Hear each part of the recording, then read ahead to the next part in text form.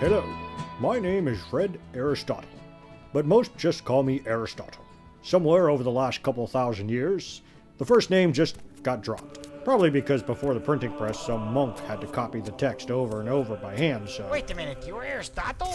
I thought Aristotle was Greek, not Scottish. Allow me to introduce my assistant, Froggy. Hello. He'll be assisting me with my examples and illustrations. As long as I get my $20, you can tie me up, whip me, and beat me, and call me Edna for all I care. I wrote Rhetoric, It's alright! No broken bones! a series of 3 books that over the centuries has become widely accepted by, well, pretty much anyone of any real importance, as the most influential book in the subject of public speaking. Don't forget to tell them what an incredible, humble, and modest person you are, too. My book sets forth the groundwork on making a powerful and persuasive presentation. Over the next few minutes, I'll be explaining to you the basic assumptions and principles of rhetoric, summarizing the basic ideas for you. Great, just so long as I don't have to read the whole book. There are 2 basic assumptions in rhetoric. The first, effective speakers must consider their audience. This can really apply outside of the public speaking arena and is reflected in your personal life as well. Really? How so? Well, for instance, there are things you could say to your friends, language you'd use around them, that you wouldn't use with, say, your parents. Not following you, like what? Well, you wouldn't typically use profanity around your mother. I try to call my mom at least once a day and tell her to off. Hey, what the was that? Did I just get beeped? My point exactly. For instance, in this presentation, I'm aware of the fact that the audience is full of college students, who are usually a little more comfortable with foul language and profanity.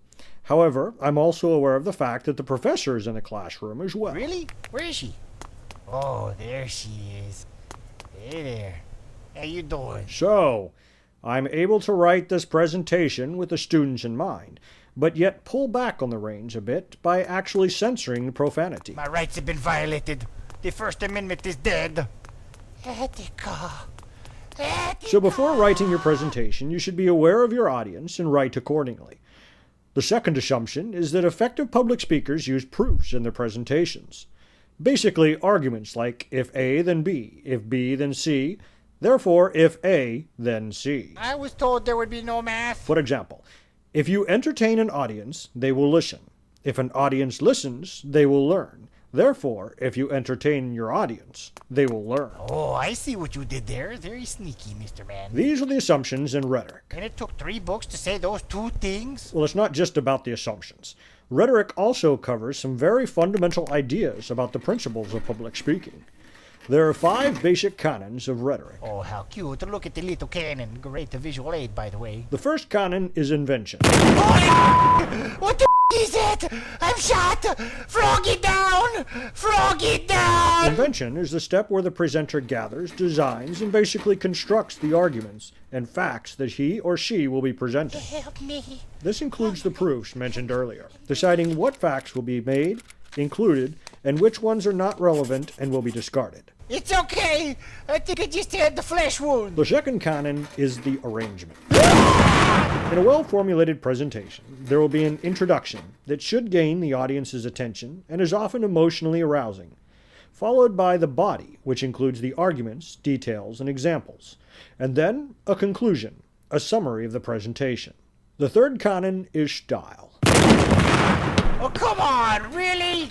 Okay, totally uncool. Style consists of the word choice, the word imagery, and the word appropriateness.